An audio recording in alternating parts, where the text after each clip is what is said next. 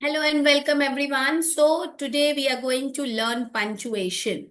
Why punctuation is important? Because when we are reading continuously, we need a little break.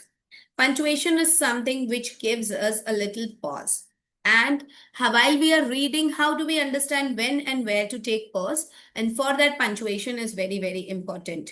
In Jolly Grammar, we teach separately punctuation to the kids. Okay, this punctuation, capitalization of the letter also comes in the punctuation.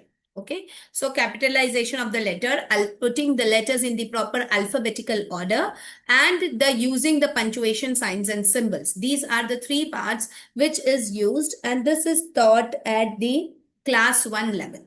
Okay, class 1, when the children have already learned to frame sentences. So in class 1, when they are writing paragraphs, at that time we introduce punctuation. So it is and below sorry, before the child enters into the age of 8 years, we must teach them punctuation. So like under class 1 and class 2, the punctuations are taught to the kids. Okay, so this comes under in the third level of the Jolly Grammar.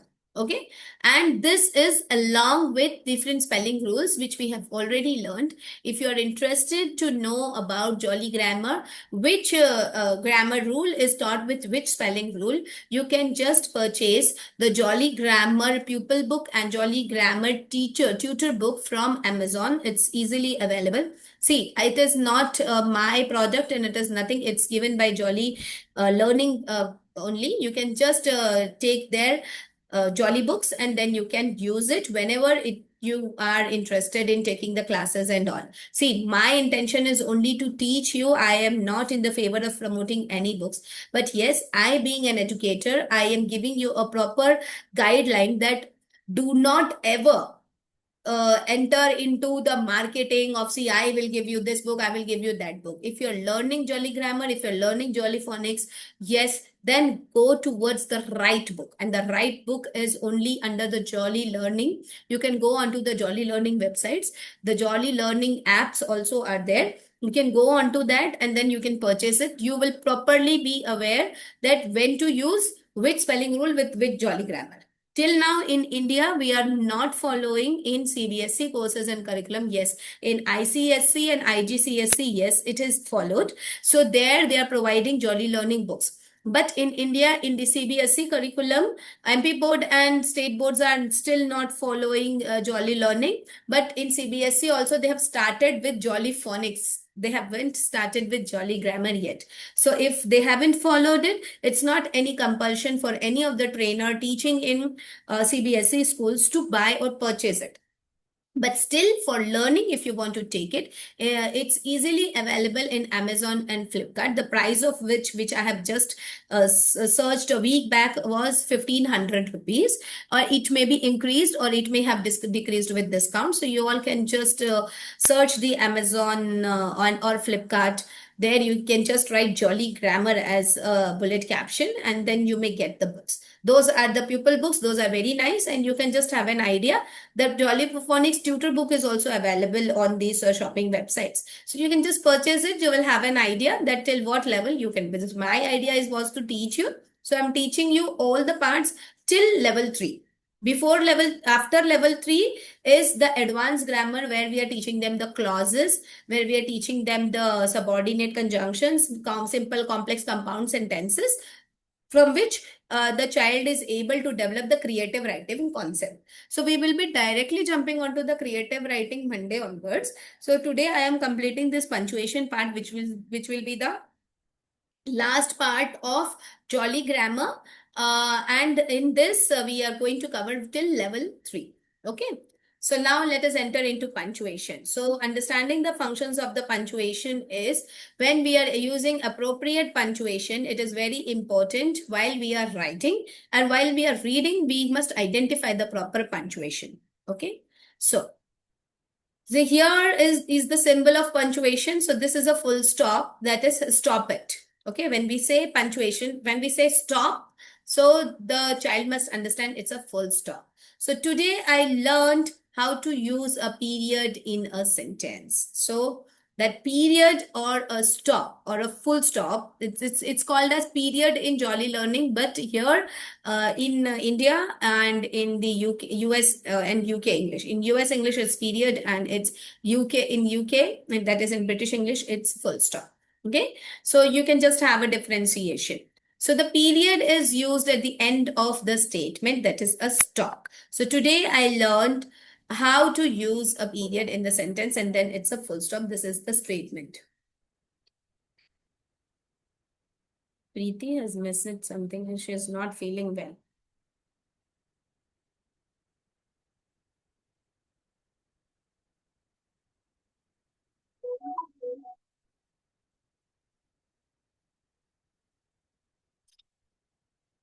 Okay.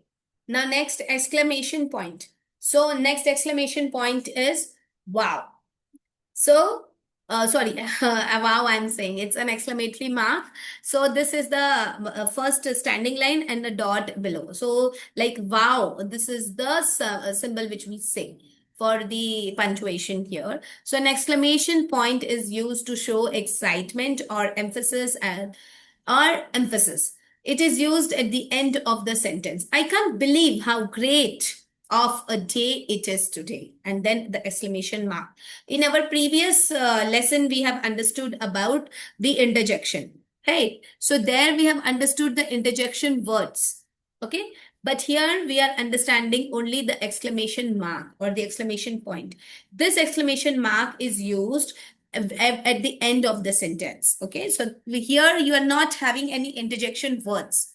Okay, you are directly using these exclamation point marks. So when you're using these point marks help you to make you aware that when you have to use exclamation without using interjection words. So like the wow feeling you are getting, I can't believe how great of a day it is today. So you see here you haven't got any exclamation words, right? But then too the exclamation mark has come. So the sentence itself makes you understand that the sentence has some type of expression. Okay, so when you express something, you need to put an exclamation mark. Next is question mark. So when you are having any type of question, it can start by WH word. It can also start by a model auxiliary word. So first we have to teach the kids the WH type words. And then we can just when we are teaching them subject, verb and object, the sentence structure, which I have taught you in one of the previous session. So when the child is aware about it, so we only have to make them understand that the subject, verb and object, when the verb is shifting towards the place of the subject and the subject is shifting towards the place of a verb, then the question mark is also used, and then it becomes a question as well. But these type of questions are always yes no type questions. You have to make the child aware that these are the yes no type questions. So if there is a question mark there, the answer will be either yes or either it will be no. So with this, you will make them aware. So if it is a WH type word, you have to write some word in the answer. But if there is no WH type word and if there is a question mark, then you have to understand that the question is asking you whether we have to say yes or whether we have to say no. So can you help me carry in this box? So the child or anybody whom I am asking this question will answer with yes or with no. Okay. Now next is comma. So a comma is used to separate phrases or items in the list. So the example is, I need to buy an apple, an orange, and a banana. So here are multiple things which are added in addition, which we are using this comma. Okay, so when we use this punctuation in the addition, we are putting the comma. So this is a very simple and as such. Then the semicolon. Semicolon is framed with a point and then a comma below just the point. It is used to join two independent clauses, and for this we have to make them understand the clause. But for the small children after till level 3, we are not using this semicolon to make them understand. But yes, we can just tell them that when one sentence is completed, but it is not fully completed, some of the part is still remaining at that time we are using semicolon. It is a bigger break than a comma. Okay, you just have to make them understand like this. We cannot, as we have not taught them the clauses, so we cannot say directly till in the level 4 that this is a semicolon. So when a semicolon is used, that when you have to take a pause in a big sentence, so from one sentence to the another sentence part, without using any conjunction, we are using semicolon. So this semicolon is a symbol of a conjunction when we are not using any conjunction word, but we are giving a semicolon part. So it is a replacement of a conjunction. You have to teach them like this. Now, ellipses. Now, ellipses are the dot, dot, dot. Okay. So the ellipsis is used to indicate the pause or a trailing of a thought, like when you are speechless, when you are not able to tell something, and when you are not finding out what to say. So at that time, you put lots of dots. Okay. So that dot is one dot means, now here you have to teach them. If you put a one dot or one period or one stop or one full stop, this means the sentence is completed. But you are putting more than one dots, that means the sentence is not complete, but the person is not getting words to complete it. Okay, so that is called as ellipsis. Now, an ellipsis is used to indicate a pause or a trailing of a thought. Weeks later, I finally found my missing shoe. मतलब कई दिन निकल गए. Too many weeks. After too many weeks, I have finally found my missing shoe. Okay, so that is the ellipsis. Now, quotation marks. This is very, very important. So, for quotation mark, you have to say the beginning quotation mark has a big tummy, okay? And the closing quotation mark has a big brain. Okay, this way you have to explain to the kids. A big tummy is the beginning quotation mark, and a big brain has a closing quotation mark. Okay? So you have to open with the big tummy, big stomach, and you close with a big brain. So this way the child will understand. Okay. So I am excited to go to the zoo this weekend, exclaimed Molly. This is the sentence. So excited word, and that's why it's exclaimed. So the statement, whatever we are saying, the exact statement comes under the quotation mark. So what are the two things we have to teach the kids? First, whatever we have to say, the exact, it is going to come under the quotation mark. Quotation mark will start with two commas, two inverted commas with a big tummy, and the inverted means the comma which we are using below, we are using up. This means that inverted. Okay. So when we are using the inverted comma up and then the big brain or a big head, that is the closed inverted comma. Okay, so closed comma. So these are called as quotation marks. So it is used at the beginning and the end of the sentence when we are using a quote to show the speech of a sentence. That means the exact thing, whatever the person is saying, that comes under the quotation marks. Every sentence does not come under the quotation mark. We have to make them understand this. Okay. Now next is apostrophe. Now this apostrophe is something which is the which shows the belongingness. Okay, here the possession or the possessiveness you can show here. The apostrophe is always used with the noun. You have to say this first statement. Apostrophe is always used with the noun. So whenever you see a noun and then you see apostrophe, that means that thing or that object or that material belongs to that noun. Jonah's new box of markers. So whose marker? Jonah's. It's mine. So when I'm saying something that is mine, we are putting apostrophe. When I'm saying something which belongs to somebody, then there will be noun. Okay. So that is the apostrophe mark. Next is colon. Now colon is very, very important. Why? Because when we are giving some side headings, when we are giving some headings, we need to put a colon. When we are telling about something, we need to put a colon. So it is used to introduce groups of words in a series to introduce a quote. So when you're introducing any quote, you put a colon. So you will just say, let's introduce. When you say let's introduce, you put two dots up and down. So how many dots we have learned? We have learned one dot, which is called as a period or a full stop. When we are putting more than one dots in a proper line, then it's ellipsis. And when we are putting one dot and a comma below, it's a semicolon. When we are putting two dots up and down, then it's a colon.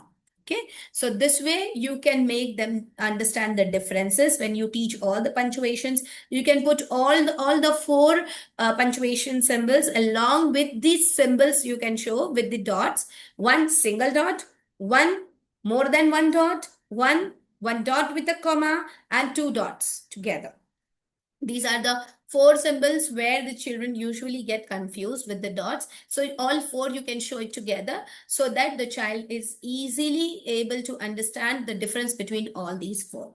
Okay, so colon is used to introduce groups of words in a series or introduce a code. Like, for example, Frank was going to buy three things. So now the colon is there. So we are going to mention the three things. So we have to put a comma. And before comma, when I'm mentioning all the three things, I'm just giving a colon, a lamp, a couch, and a book. So while I'm listing the products one by one below, I am just writing it in a straight line, putting a colon and a comma. So a full colon is used, then only comma is used. This also you can teach them. Okay. So all these punctuations and all these parts of speech, all this SVO, sentence structure, are used in creative writing. Okay. So here we have completed the punctuation part. Tomorrow, Monday, we will be introducing the creative writing introduction. We'll be starting with the creative writing introduction, and then we will be entering into the basic grammar, and the creative writing will come after that. And then we will be entering into the that part, public speaking. Okay, so by the end of September, we are going to end this course. I would request that please go through all the videos, recap yourselves. Yes, there won't be any exam, don't worry. We are not taking any of your exams for this certification. But yes, truly, we are going to take your feedback, because as you're aware, that PS Bridge course has just started by Teachers Training Academy. Your positive feedbacks with your positive videos are very, very important for us to put the review in our YouTube channel as well as on the website, which is under construction. Okay, thank you very much, all of you, for this time period which you are giving it to us. And in our next class, we are just going to learn about creative writing. Okay, so I would like you to just join that session very importantly, because creative writing is something which is missing nowadays due to this scenario of AI. See, AI is actually helping teachers, but when students take help of AI a lot, then the creativity is just gone, right? So we have to make the kids enter into the world of creativity, because if the playway learning makes the child explore, but when the child enters into the field of AI, the exploration has just come to the end. So we have to use the technology wisely, and that we can do it only when we teachers understand how to make the child write it creatively. So creative writing concept is very, very important for every foundation teacher to understand. So in our next session, we are going to get a very good introduction on the creative writing. Okay. Thank you very much, all of you. I'm stopping the record. If you have any doubts, you can ask.